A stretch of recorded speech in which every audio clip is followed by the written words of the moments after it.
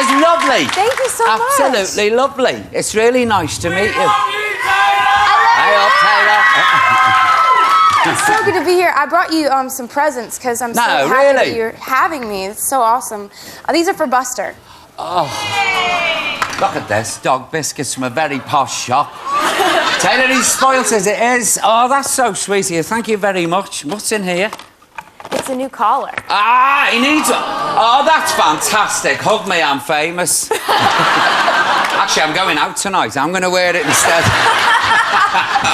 Oh, that's really nice. Thank you very, very much. That's absolutely lovely. Is she nice? Yeah? Thank you.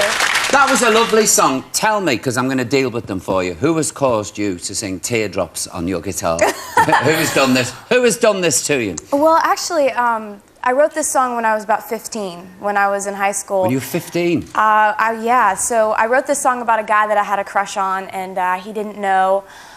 Inevitably, he knows now.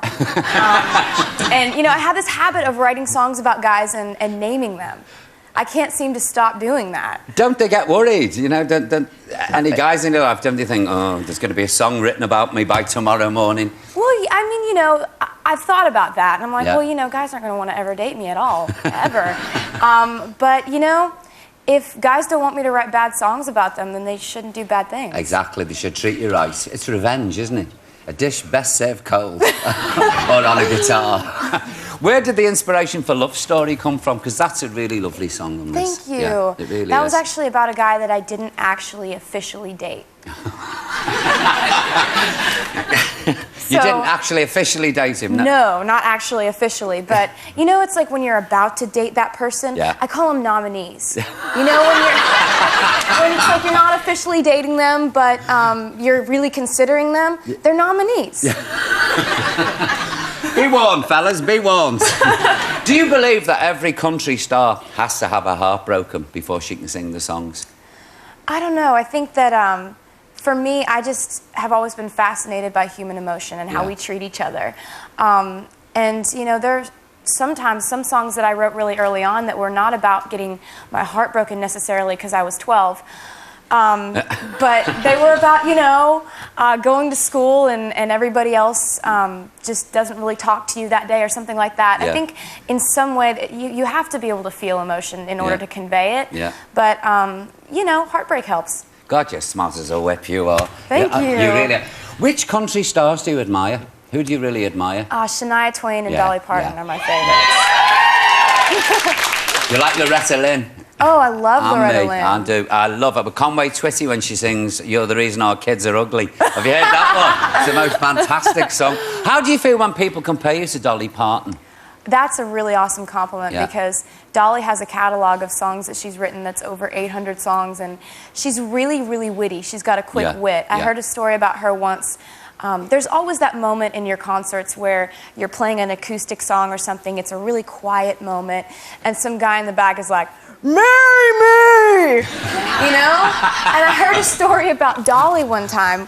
She was doing a show, and she was really trying to have the audience pay attention. It was a quiet, slow song, and this guy in the back goes, "I love you, Dolly!" And she just looked up from her song and said, "I thought I told you to stay in the truck."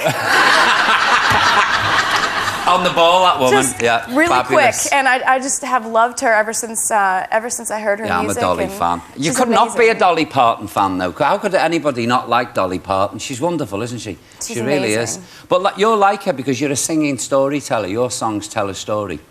Thank you. Yeah. That's awesome. But that's why I like country songs, because you have a beginning, a middle, and an end. They're lovely. Aren't they? They're usually about heartbreak and 2 cigarettes and an ashtray. Yeah, it's one of my... Have you heard that song, 2 cigarettes and an ashtray? That's what all my songs are about, actually.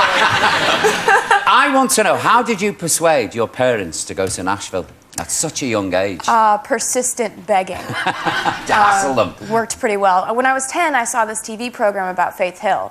And it said, you know, when Faith Hill was, 19 or so, she moved to Nashville, and that's how she got into country music. And so I had this epiphany when I was 10. I was like, I need to be in Nashville. Yeah. That's a magical dream world where dreams come true. Need to be there. And so that's when I started on my daily begging rant with my parents of, I need to go to Nashville. Please, please, please take me to Nashville. I need to go. Like, and so eventually they took me on a trip there when I was 11. And that was it. And you stayed. When did you actually move to Nashville? When I was 13. 13? Yeah, I moved when I was 13, and that's when I got signed. When I was 14, I got signed as a professional songwriter, so I had a job in Nashville then.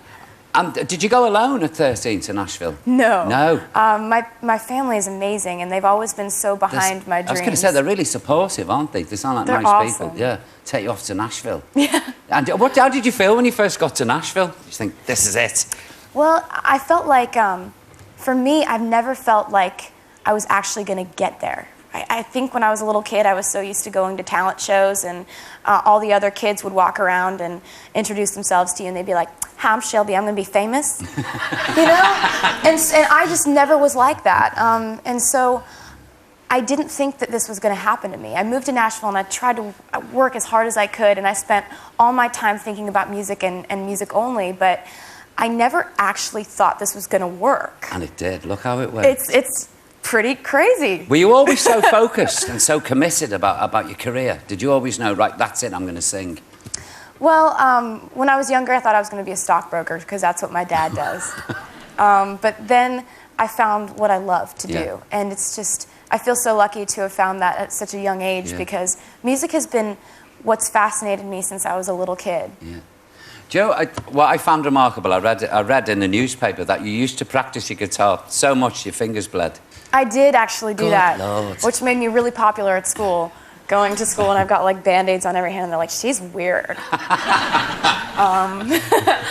But you know, I found something that I couldn't put down. Yeah. You know, when I was 12 years old, that's when I started playing guitar because a guy came over to fix my computer and he had a guitar with him. And he was like, hey, want to learn guitar? And I was like, yeah. And that was it from that moment? From that moment on, I learned 3 chords that night and wrote my first song. Unbelievable, isn't it? I just think I'm going to skulk away now and sit in the corner. No, really. Look, we've got a clip here of you age 12. Are you ready for this? Oh. Yeah. This is Taylor singing at age 12. Bert, if you would, please.